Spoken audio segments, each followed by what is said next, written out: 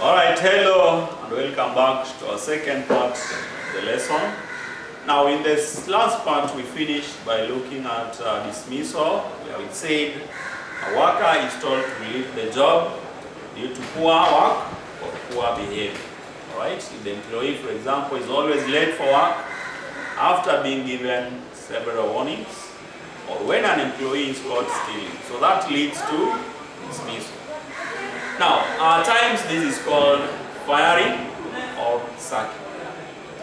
Now the other one is redundancy, and this is when a business no longer needs an employee, even though the employee did nothing wrong. So here is a case where the employee has not done anything wrong, but they are no longer needed. Then they are declared redundant. Now, it usually happens during periods of falling sales or due to an economic recession, when no one is buying anything, right? When someone is declared redundant. For example, now during the COVID period that we currently witness, there are so many employees that have been declared redundant. Why? Because the firms they were working for are no longer operational, or they are operating but below optional. Hotels, schools, they have all been closed down.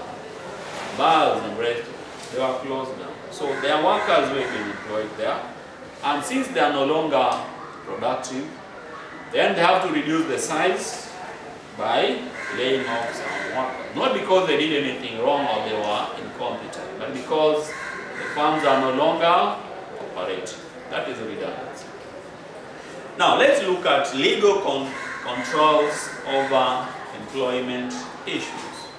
When someone is employed, they have to follow several laws. Now there are many laws in countries that ensure that everyone has equal employment opportunities regardless of race, gender, religion, age, and so forth. This means that businesses need to be careful when advertising a job. They cannot advertise for just a single person or a single type group of people, right? Companies must treat all applicants for the job equally. If not, they will be fined and prosecuted. So as a company, you cannot advertise a job specifically for Muslims, right? Or for women. Yeah, that is discrimination. So they have to advertise a job for every type and category of people. Now, employees of a business have legal rights that must be protected. And these rights include: 1, unfair discrimination at work.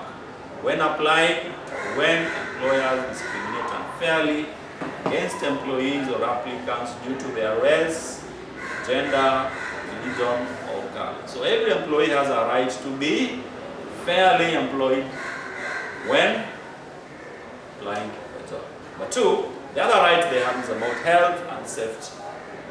Now there are laws that make sure that employees are protected from dangerous machinery, that they are provided safety equipment and clothing, hygiene conditions, suitable temperatures, and be given breaks. Every employee has such. For example, those who work in mines or in quarries, right? They work under very difficult and risky conditions. The mines can collapse, so they must have protective clothing. Those who work in very dusty places like the cement factories, they also have to have protective clothing, including the dust masks, the helmets, the safety boots, and so forth. They also have a right against unfair dismissal. So when the worker is dismissed unfairly, that is from joining a trade union, being pregnant, or when given no warnings before being fired, the worker can take their case to an industrial tribunal to see both sides of their case. So no one should be dismissed because they are pregnant, right? No one should be dismissed from work because they have joined a trade union, right? and no one should be dismissed without being given warnings. They also have a right against wage protection.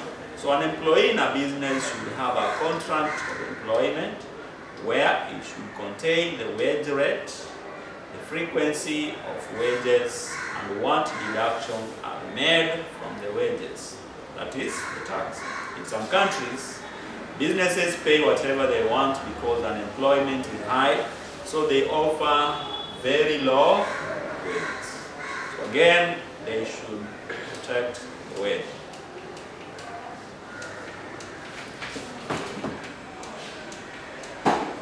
Now, governments take action by creating a legal minimum wage to protect the workers. So, for example, in our country, there is a minimum wage beyond which no worker should pay the employees. So that one is meant to protect the workers.